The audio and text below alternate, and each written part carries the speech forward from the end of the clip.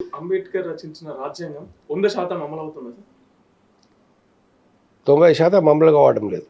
90% అమలు కావడం లేదు. 90% అమలు కావడం లేదు. ఓకే. అంటే ఎందుకు? ఎక్కడ లోపాలు జరుగుతున్నాయి? ఎక్కడ లోపాలు జరుగుతున్నాయంటే రాజ్యాంగం యొక్క లక్ష్యాలు ఏంటి? రాజ్యాంగం యొక్క లక్ష్యం సమానత్వం. రాజ్యాంగం యొక్క లక్ష్యం సామాజిక, ఆర్థిక, రాజకీయ న్యాయం చేయడం. రాజ్యాంగం యొక్క లక్ష్యం అందరికీ ఉచిత విద్య అందించడం, అందరికీ ఉచిత వైద్యం అందించడం, ప్రజల జీవన స్థాయిని పెంచడం, పిల్లలకు ఆరోగ్యకరమైనటువంటి ఒక ఆహారాన్ని అందించడం. సో ఇట్లా ఎన్నో ఉన్నాయి రాజ్యాంగ లక్ష్యాలు. రాజ్యాంగ లక్ష్యాలు మనకు chapter 4 of the constitution of ఇండియాలో అంటే ఆదేశిక సూత్రాలు అంటారు.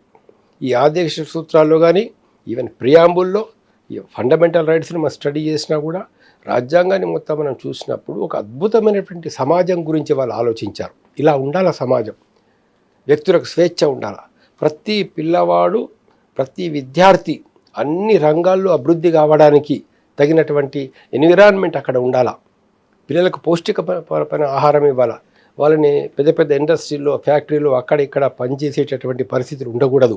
అందులో ఒక మనిషి పేదరికం వల్ల, కష్టాల వల్ల తనకు చాతగానటువంటి పని చేసేటటువంటి స్థితి ఉండకూడదు. ఇలా ఎన్నో ఉన్నాయి అందులో.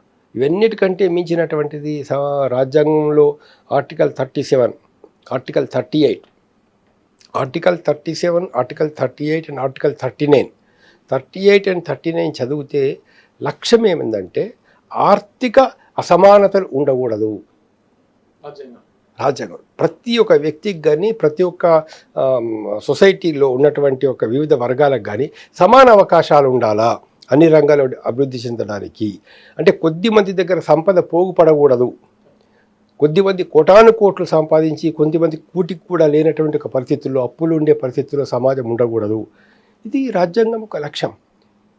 రాజ్యాంగం యొక్క లక్ష్యం లోపల ఏంటంటే పేదరిక నిర్మూలన, అసమానతల నిర్మూలన, సాంఘిక ఆర్థిక అసమానతలు నిర్మూలించడం, విద్యార్థులకు మంచి విద్యను అందించడం, యువతరానికి ఒక మంచి జాబ్ గ్యారెంటీ ఇవ్వడం, ఇలాంటివన్నీ రాజ్యాంగంలో ఉన్నటువంటివి.